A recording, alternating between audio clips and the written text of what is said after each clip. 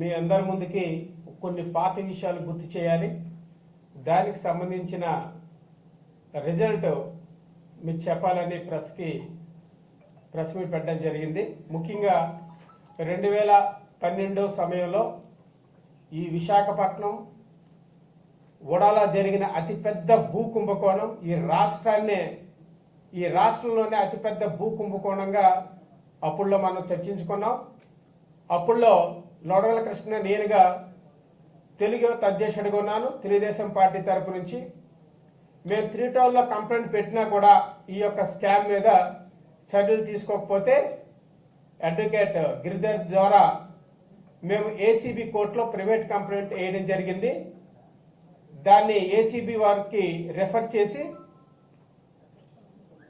Case కట్టమని చెప్పారు.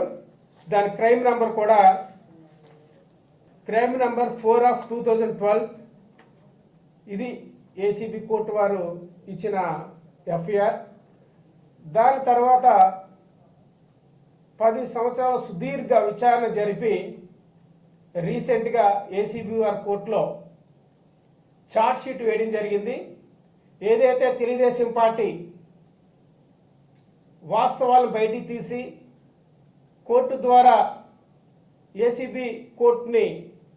ACB police వారితో విచారణ చేయించామో అది ప్రూవ్ అయ్యింది.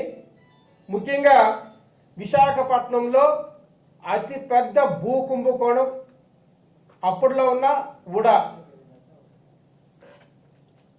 ల్యాండ్ పూలింగ్ విషయంలో ల్యాండ్ పూలింగ్ జీవోలు పెట్టుకొని అలాట్మెంట్ కానీ డీ పట్టాల విషయం కానీ ఎక్స్ సర్వీస్ మ్యాన్ విషయంలో కానీ లేని పట్టాలు సృష్టించి వాటిని ప్రైవేటు వ్యక్తుల ద్వారా రిజిస్ట్రేషన్లు కాకుండా ఒక అగ్రిమెంట్ చేసుకొని వాళ్ళ దగ్గర నుంచి జీవో 2005లో వచ్చిన జీవోని ఏదైతే రెవెన్యూ వారు ఉడాకి మొత్తం ల్యాండ్స్ గయాలు ప్రభుత్వ భూములు డీఫామ్ పట్టాలు ఏవైతే ఉన్నాయో పబ్లిక్ పర్పస్ కోసం ఉపయోగించుకోవడానికి దాన్ని లేఅవుట్లు వేయడానికి తదితర లాభాలు ఆర్జించడానికి ఈ యొక్క ల్యాండ్స్ మొత్తం కూడా హ్యాండ్ ఓవర్ చేసిందో ఉడాకి. ఆ సందర్భంలోనే ల్యాండ్ పూలింగ్ అనేది తీసుకొచ్చి లేని వారికి పట్టాలు ఉన్నట్లు వాళ్ళ దగ్గర నుంచి అగ్రిమెంట్లు లేకుండానే వాళ్ళు తీసుకొని వాళ్ళకి ఉడవారు ఏదైతే జీవో ప్రకారం ఉందో 1 ఎకరానికి 1000 గజాలునో 11 గజాలు ఉందో అది ఇవ్వడం జరిగింది. అది కూడా అత్యంత ఖరీదైన ప్రాంతం మధురవాడ, ఋషికొండ, పాండురంగాపురం, అలాగే ఎంవిపి కాలనీలో ఉన్న పబ్లిక్ యూటిలిటీకి సంబంధించిన ల్యాండ్స్ను కూడా రిజిస్ట్రేషన్ చేయడం జరిగింది. ఇది అతి ఘోరమైన సుమారుగా 543 కోట్ల రూపాయల కుంభకోణం జరిగిందని ఆ రోజు పత్రికలు, న్యూస్ మీడియా, ప్రింట్ మీడియా అన్నీ కూడా చెప్పడం జరిగింది. దీని ఆధారంగా తెలుగుదేశం పార్టీ ఆ రోజు విపరీతమైన ఉద్యమం చేసి ఆ యొక్క ల్యాండ్లను కాపాడాలి, ఈ విశాఖపట్నంలో ల్యాండ్లు తప్పుడుగా వేరే వాళ్ళకి బదలాయింపు ఉండకూడదని ఒక సుదీర్ఘమైన పోరాటం చేయడం జరిగింది. దానికి ఈరోజు మేము సఫలీకృతం అయ్యామని చెప్పి మీడియా ముందు మేము తెలియజేసుకుంటున్నాం.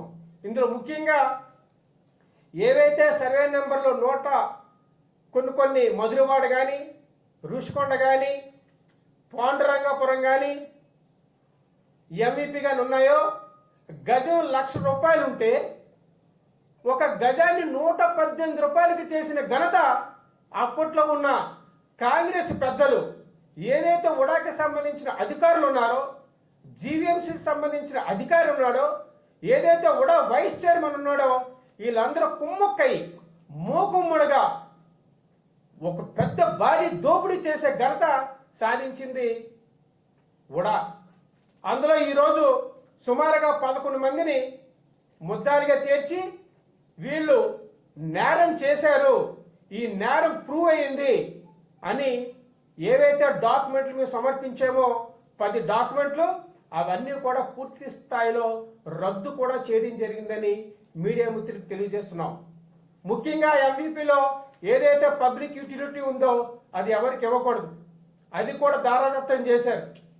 ఏదైతే ల్యాండ్ పూలింగ్లో లేని వ్యక్తులకు కూడా ప్రభుత్వ అధికారులకి పోలీస్ డిపార్ట్మెంట్లో ఉన్న వ్యక్తికి 118 రూపాయలకి ఇక్కడ రాక్డెల్ లేఅవుట్లో కానీ పాండురంగపురంలో కానీ రిజిస్ట్రేషన్ చేశారంటే ఎంత నిర్వాహకం అనేది ప్రభుత్వానికి, ప్రభుత్వ ఖజానాకి, రిజిస్ట్రేషన్ శాఖకి ఎంతో భారీ నష్టం ఏర్పడింది. కనీసం రిజిస్ట్రేషన్ స్టాంప్ వాల్యూ కూడా తీసుకోకుండా కనీసం మార్కెట్ వాల్యూ 25,000 ఉంటే మినిమంలో కూడా లేకుండా వందల రూపాయలు చేసిన ఘనత రాష్ట్ర చరిత్ర ఏదైనా ఉందంటే ఈ యొక్క గతంలో ఉన్న కాంగ్రెస్ ప్రభుత్వం, ఆ రోజు నుంచి ఈ జగన్మోహన్ రెడ్డి, ఆ రోజులో ఉండే ఏదైతే ధర్మాన ప్రసాదరావు ఉన్నాడో, ఏదైతే బొత్స సత్యనారాయణ ఉన్నాడో అప్పటి మంత్రులు వాళ్ళ హస్తం పూర్తి స్థాయిలో ఉంది. అలాగే అధికారుల మీద పీక మీద కత్తి పెట్టి వారి అధికారాల్ని అణిచివేసి డబ్బులకు లోపరుచుకొని కొన్ని 100 కోట్ల రూపాయల చేతులు మారాయి. ప్రభుత్వ ఖజానాకి భారీగా గండి కట్టిన వ్యక్తులు ఈరోజు వైసీపీలో ఉండే మాజీ మంత్రులు బొత్స సత్యనారాయణ, ధర్మాన ప్రసాదరావు దీని ముఖ్య కారణం. అందుకే మీరు గమనించండి, బొత్స సత్యనారాయణని ఏవైతే, అలాగే ధర్మాన ప్రసాదరావు ఏవైతే ఈ సంతకాలు ఉన్నాయో, బొత్స సత్యనారాయణ కానీ ధర్మాన ప్రసాద్ గారిని ఎంతో మందిని పక్కన పెట్టిన ఈ జగన్మోహన్ రెడ్డి వాళ్ళిద్దరికీ కూడా ఉన్నతమైన స్థానాలు ఇవ్వడం జరిగింది. ఏదైతే రెవెన్యూ మినిస్టర్గా ఉన్న ధర్మాన ప్రసాదరావు అప్పట్లో ఉన్నాడో దాన్ని కంటిన్యూ చేయడానికే మొన్న 2019 తర్వాత 2019 నుంచి 2024 వరకు రెవెన్యూ మినిస్టర్గా ధర్మాన ప్రసాద్ గారిని ఎంచుకోవడానికి కారణం దాన్ని కంటిన్యూషన్ కొల్లగొట్టడమే ఈ యొక్క జగన్మోహన్ రెడ్డి నిర్వాహకం. అయితే ఇది కేవలం ఏసీబీ పోలీసు వారు విచారణ చేసింది కొంత మాత్రమే. దీనిపైన తెలుగుదేశం పార్టీ ఇప్పుడు మేము ప్రభుత్వంలోకి వచ్చాం, దీనిపైన 100 ఎకరాల ట్రాన్సాక్షన్స్ జరిగే గతంలో వాటన్నిటిపైన సమగ్రమైన విచారణ పూర్తి స్థాయిలో జరిపేందుకు మేము సిద్ధంగా ఉన్నాం. ఇందులో ఎంతటి రాజకీయ నాయకులు ఉన్నా కూడా వదిలిపెట్టేది లేదు. చట్టానికి వ్యతిరేకంగా ఉన్న ఎవరైతే 11 మంది అధికారులు ఉన్నారో వాళ్ళపైన ఆల్రెడీ చర్యలు తీసుకున్నారు. ఈరోజు తెలుగుదేశం పార్టీ పేదల భూమిని, ప్రభుత్వ ఆస్తుల్ని కాపాడుకునేదే ముఖ్య అజెండా. ఈరోజు ఉడాని సర్వనాశనం చేసింది జగన్మోహన్ రెడ్డి అండ్ కో. ఉడాలో ఈరోజు ఉడా పేరు ఎత్తలేకపోతున్నారు. ఉడాలో ఏ కార్యక్రమాలు జరుగుతున్నాయో ఎవరికి తెలియట్లేదు. ఉడాలో ఏ జీవులు వస్తున్నాయో తెలియట్లేదు. ఉడాలో ఏ లేఅవుట్లో ఏ ప్లాన్లు ఎప్పుడు అవుతున్నాయో ఎవరికి తెలియట్లేదు. ఒకప్పుడు ఉడా అంటే ఒక నమ్మకం. ఈరోజు పేద ప్రజలు, మధ్యతరగతి కుటుంబాల కోసం ఈ ఉడా ఎంతో ప్రయత్నం చేసి ల్యాండ్ని ఎక్వైర్ చేసి సుమారుగా మీరు పిఎం పాలన చూడండి, ఉడా లేఅవుట్ 150-200 రూపాయలకి గజం అమ్ముకునే పరిస్థితిలో మంచి లాభాలుతున్న ఉడా ఈరోజు ₹1,00,000 కూడా ఉడాలో జాగాలు లేవంటే మొత్తం దోపిడీ ఈ వైఎస్ఆర్సీపీ పార్టీలో ఉన్న గతంలో ఉన్న మంత్రులు, ఈ ధర్మాన ప్రసాదరావు, బొత్స సత్యనారాయణ, ఈ అధికారులు కూడా. కాబట్టి మేము ఆల్రెడీ ఛార్జ్షీట్ వేశారు. ఈ కేసు తీవ్రత ఎంత ఉందనేది కూడా మేము కూడా పరిగణలోకి తీసుకొని భవిష్యత్తులో దీనిపైన రీఛార్జ్షీట్, ఎంక్వైరీ చేయమని చెప్పి మా ప్రభుత్వం తరపు నుంచి ఈ ఉడా ఆస్తులన్నీ కూడా కూడబెట్టి మళ్ళా ప్రజలకి ప్రజా ప్రయోజనాల కోసం ఉపయోగిస్తామని చెప్పి తెలియజేసుకుంటూ దీని కోర్టు విషయాలు అన్ని కూడా నాకు సంబంధించి. నా పేరు PV Giridhar, Telugu Desam party parliamentary legal cell Visakhapatnam general సెక్రటరీని మాట్లాడుతున్నాను. ఇది వరకు అసలు ఈరోజు ఏదైతే క్రైమ్ నెంబర్ 4/2012 అనేటువంటిది ఏసీబీపీఎస్ గురించి మాట్లాడుతున్నామో, ఈ కేసులో ముఖ్యమైన స్కామ్ ఏంటనేటువంటిది ఒక 2 ముక్కల్లో చెప్తాను. అంటే అసలు మోడస్ ఆపరెండి ఏంటనేటువంటిది చెప్తాను. ప్రభుత్వ భూమి, పూర్తి స్థాయిలో ప్రభుత్వ భూమి గవర్నమెంట్ ల్యాండ్ ఏదైతే ఉందో ఆ గవర్నమెంట్ ల్యాండ్ని ఎక్స్ సర్వీస్ మ్యాన్కి కేటాయించినట్లుగా సృష్టించి, అది కూడా సృష్టించారు, ఎక్స్ సర్వీస్ మ్యాన్కి ల్యాండ్స్ కేటాయించినట్లుగా సృష్టించి, అలాగా ల్యాండ్స్ కేటాయించిన తర్వాత ఆ ల్యాండ్ని అక్వైర్ చేస్తే, అంటే పూలింగ్ ద్వారా, ఉడాకి ల్యాండ్ పూలింగ్ స్కీమ్ ఉంది, ఆ ల్యాండ్ పూలింగ్ స్కీమ్ ద్వారా కానీ ఆ భూములను కానీ తీసుకున్నట్లయితే ఆ భూమిలో 1800 గజాలు వాళ్ళకి ఇవ్వాల్సి ఉంటుంది.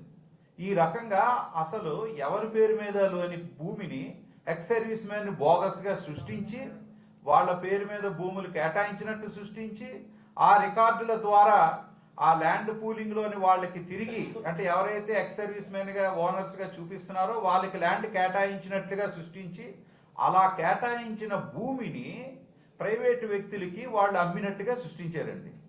ఈ రకంగా సృష్టించింది తక్కువ కాదు. ఎందుకంటే ఒక వ్యక్తి పేరు మీద చూపించినటువంటి భూమి 5 ఎకరాలు, అంటే ఒక వ్యక్తికి 5 ఎకరాలు చొప్పునంటే అక్కడ దగ్గర ఒక 60-70 మంది పేరు మీద సృష్టించారండి.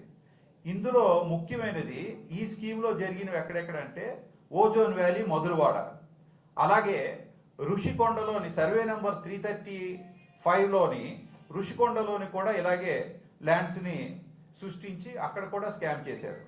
ఇది ఒక రకమైనది. రెండోది, ఇంకో పెద్ద కుంభకోణం ఏంటంటే ప్రతి లేఅవుట్లో, ముఖ్యంగా విశాఖపట్నంలో ఉడా, అంటే ఆంధ్రప్రదేశ్లో ఉడా వచ్చిన తర్వాత 1975లో ఉడా ఏర్పడిన తర్వాత ఆంధ్రప్రదేశ్లో అతిపెద్ద లేఅవుట్ ఎంవిపి అండి. ఎంవిపి లేఅవుట్ రెగ్యులేషన్స్లో ల్యాండ్ యూజ్ ప్లాన్ పక్కన పెట్టి అడ్డగోలుగా కొంత పబ్లిక్ యూటిలిటీ ల్యాండ్ ఏదైతే ఉందో ఆ భూమిని అంతటిని సమీకరించి ఉపయోగానికి కాకుండా దానిని ప్రైవేటు పార్టీలకి అమ్మి ఆ పార్టీల ద్వారా డెవలప్మెంట్ చేయించి కన్స్ట్రక్షన్ చేసుకొని వాటిని అమ్ముకునే ప్రయత్నం చేశారు. దాన్ని కూడా ఆపడం జరిగింది. ఇప్పుడు ఆ రోజుల్లో జరిగిన అతిపెద్ద కుంభకోణంలో అదొకటి.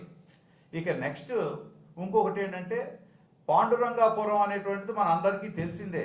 ఈరోజు హార్బర్ పార్క్ ఎదురుగా ఉన్నటువంటి ఏదైతే సుబ్రహ్మరెడ్డి గారి ఇల్లు ఉందో, లేకపోతే విశ్వప్రియ ఫంక్షన్ హాల్ ఉందో, ఇప్పుడు అందరి నోట్లో నానుతున్నటువంటి అతిపెద్ద స్కాముల్లో అక్కడ కూడా స్కామ్లు ఉన్నాయి. అందులో భాగంగా పాండురంగాపురం లేఅవుట్లో సర్వే నెంబర్ 1011లో ఆడ్ బిట్స్ అని చెప్పి ఇలాగే పబ్లిక్ యూటిలిటీకి సంబంధించినటువంటివి, గ్రీనరీకి సంబంధించినటువంటి ఏవైతే కొన్ని ల్యాండ్ యూజ్ రెగ్యులేషన్స్ ఏవైతే ఉంటాయో మాస్టర్ ప్లాన్ ప్రకారం వాటిలో నుంచి తప్పించి కొన్ని భూముల్ని తయారు చేసి వాటిని ప్లాట్లుగా సృష్టించి గజం 118 రూపాయలకి రిజిస్ట్రేషన్ చేశారండి. అక్కడ గజం ఎంత ఉందో అందరికీ తెలుసు. ఓకే, ఈరోజు కాకపోతే 10 ఏళ్ళ క్రితమైనా కూడా 60-70 వేలకు తక్కువ ఎప్పుడు అక్కడ లేదు. అలాంటప్పుడు 118 రూపాయలకి ఒక గజాన్ని అక్కడ రిజిస్ట్రేషన్ చేయడం అనేటువంటి జరిగింది. ఇందులో ఇలా చేసిన వాటిలో మధురవాడ కాకుండా మన ఋషికొండ చూస్తే సైబర్ వ్యాలీ కూడా అందులోకే వస్తుందండి. ఈ రకంగా ఈ కాగితాలన్నింటినీ సృష్టించి పేపర్లన్నీ కూడా ఏవైతే డాక్యుమెంట్స్ ఉంటాయో వాటిని తయారు చేసి ఏదైతే ప్రైవేటు వ్యక్తులు అనేటువంటి వాళ్ళకి పూర్తిగా దీన్ని ఫిక్స్ చేసి చేశారో దీంట్లో ముఖ్యంగా ఇన్వాల్వ్ అయిన అధికారులందరి మీద కేసు పెట్టాం. అయితే ఈ కేసుని డైరెక్ట్గా పోలీసు వాళ్ళు తీసుకోవడానికి, అంటే ఏసీబీ, ఇది కరప్షన్ కాబట్టి ఏసీబీ కోర్టుకి, ఏసీబీ పోలీసులకి ఇచ్చాం. ఏసీబీ పోలీసులు దీన్ని తీసుకోవడానికి వాళ్ళు సందేహిస్తే అప్పుడు special court, ACB, 3rd additional district judge court come special court for ACB cases ఏదైతే ఉందో అందులో ఒక ప్రైవేట్ కంప్లైంట్ ఫైల్ చేసి కోర్టు ద్వారా డైరెక్షన్ తీసుకొచ్చి ఆ డైరెక్షన్ ద్వారా ఎఫ్ఐఆర్ జరిగి దాంట్లోనే నిజమే స్కామ్ ఉన్నదని చెప్పి మొత్తం భూములైతే ట్రాన్సాక్షన్స్ ఏవైతే ఉన్నాయో ఎంవిపి కానీ, ఋషికొండ కానీ, మధురవాడ కానీ మొత్తం భూములన్నింటి మీద కూడా ట్రాన్సాక్షన్స్ ఆపివేసి ఆ భూముల్ని తిరిగి ప్రభుత్వం తీసుకోవాలని చెప్పి లెటర్ ఇవ్వడం కూడా జరిగింది. అలాగే దాంట్లో ఇంకా ఎవరెవరు అక్యూజ్డ్ ఉన్నారో కూడా వాళ్ళని కూడా ఇన్వెస్టిగేట్ చేసి వాళ్ళని అక్యూజ్డ్గా ఈరోజు యాడ్ చేశారు.